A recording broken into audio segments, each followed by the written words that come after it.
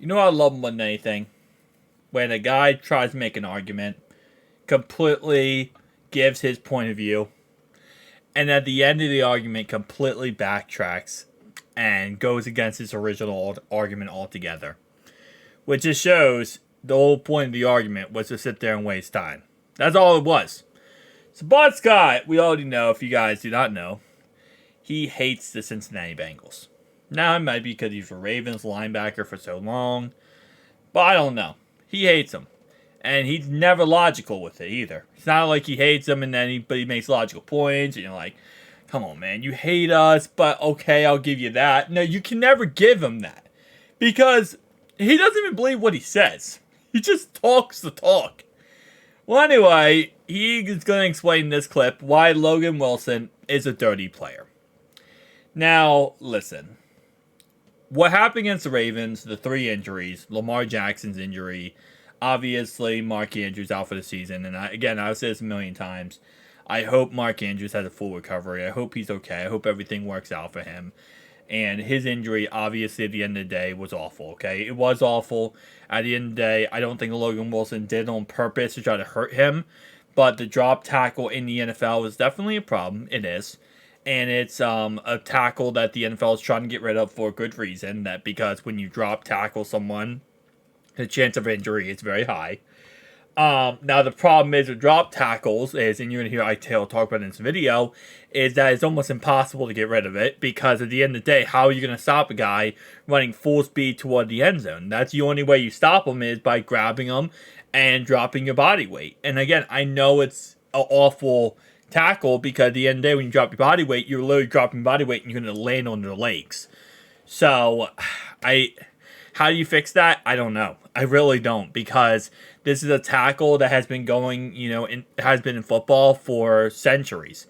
I mean, we're talking about 80, 90 years at this point. So, if you have the solution, definitely contact the NFL and tell them what your solution is. But for 90 years, they haven't figured out a solution to this. And it does suck. It really does, because yes, obviously we lost a player for the year, the NFL, I would say, not we as in like the Ravens, but like the NFL lost a really good player for the year because of the drop tackle yet again. And it's not the first time this happened, but it is what it is at the end of the day.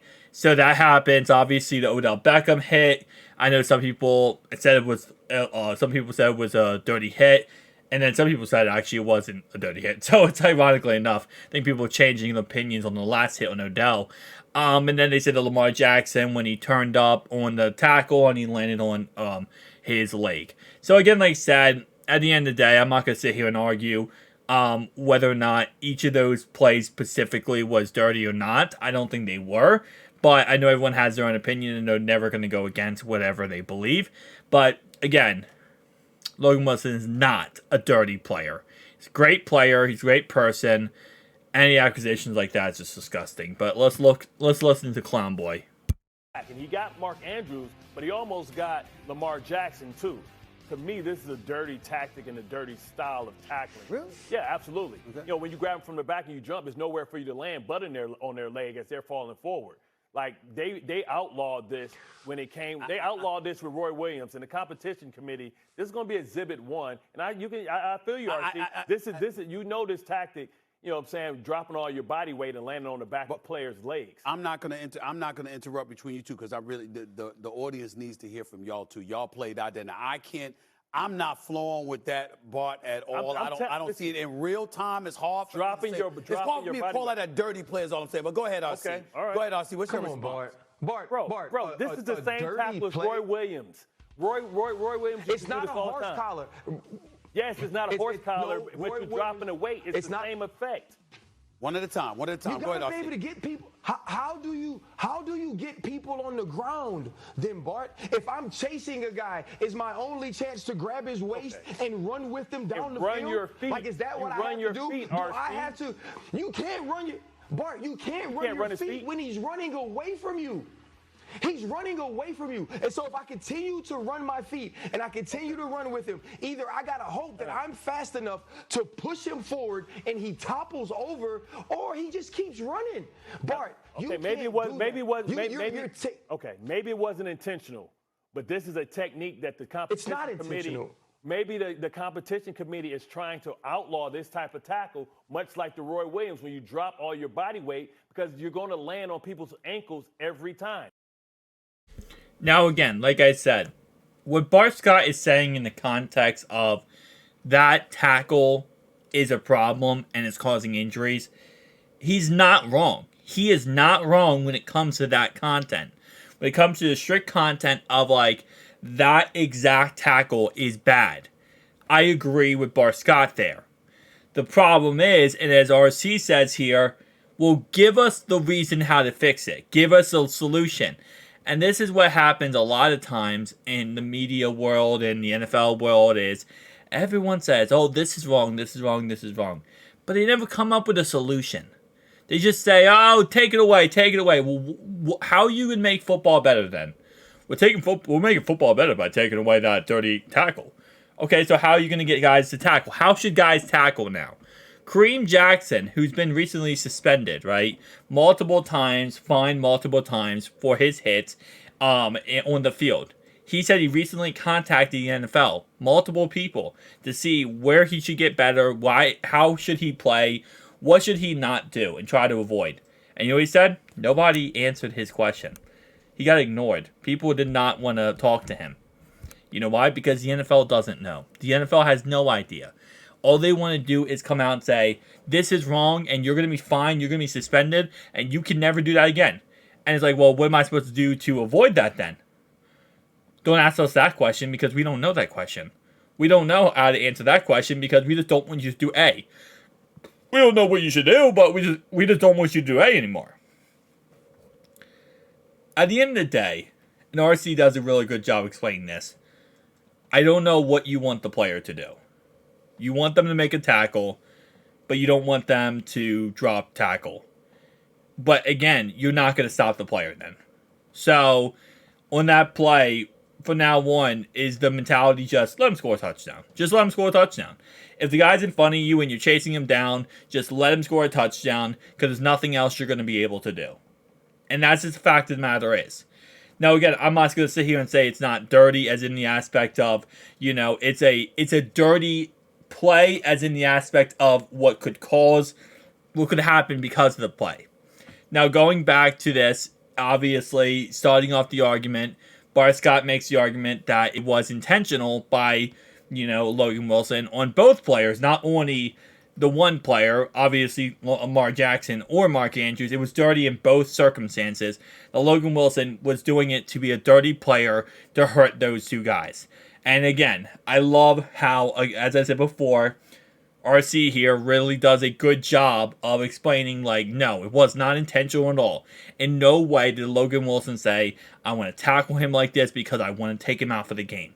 And all those analogies, all those notions that all the Ravens fans / Bart Scott here is going up there and saying that is how it works, or that's what his intentions were, is disgusting. It truly is. Because all that's pointing a narrative to is that Logan Wilson's a dirty player, and he's not a dirty player. In no way did he intentionally try to hurt either of those guys. What happened is awful, right? And I do, again, like I said before, I never want to see injuries in the NFL, and I hope both those guys have full recovery completely. But at the end of the day, that is a part of football. Roquan Smith for the Ravens literally said it after the game. After, of course, Joe Burrow had his injury. He said, that's a part of football. He said it sucks that he got hurt, but it's a part of football. It is what it is. And that's exactly what this was on all three of those tackles. I don't believe that was dirty in any way by Logan Wilson. I mean, we've seen other players around the whole entire NFL do those drop tackles. I'm not going to sit here and say it's, the safest way to do it. I'm not going to say, oh my gosh, that's the only way to tackle. But in that situation, it's almost the only way to tackle. So, at the end of the day, I love how Bart Scott has his point of view of, oh, it was dirty, he's a dirty player, Oh, wait, well, yeah, maybe it wasn't intentional. He just literally backtracked his whole entire point at the end here because RC was calling him out so bad and honestly making valid points. But it's just he went so bad to just jump on a narrative that, oh, it's a Cincinnati Bengals player? Oh, it's a dirty player. Oh, dirty player. Cincinnati Bengals, automatically dirty player. and then he gets called out for it, and then he just has to backtrack his argument completely. So I love it. I really do love it. I think RC did a great job here of actually stepping up and, saying, hey, no, that's not true, that's false, that's fake, and, did a really good job there. And it's funny, too, because RC, surprisingly enough, the guy who is more logical here is not the Baltimore Raven for a long time and then he was also New York Jet under Rex Ryan. He actually left the Ravens, ironically enough. This guy left the Ravens after Rex Ryan left Baltimore and went to the Jets. He actually left the Ravens, him and 2 or 3 other players, to go to the Jets because of that. So, ironically enough, he gave up on his team the second they lost Rex Ryan.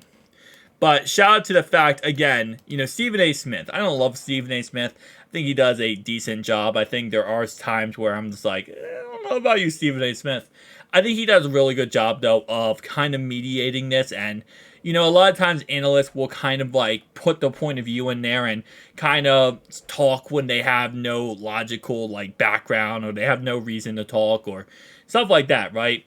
And I try my best myself to do this. I always say whenever I'm talking about like Joe Burrow, any quarterback, when I'm looking at a play and I'm like, that guy's open, that guy's open. I always try my best to take a step back and say, let's remember it's always easy to look at a broad view of a play and see this guy's open. When sometimes, again, the player's not going to see the quarterback because they can only see so much on the field, right? And I think Stephen A. Smith does a really good job here of instead of interjection and saying, hey, listen, this is what I feel. He's like, hey, listen, I haven't played football. I don't know. You guys have your time and explain how this works. So, again, I think he did a really good job there. But I think Bart Scott, he's just a Bengals hater. That's really all he is. And at the end of the day, you can see it in this video completely. I mean, again, he makes a valid point, but at the same time, he literally is just calling him dirty. Then he has to backtrack it and completely fail in his argument because he has no valid point to stand on.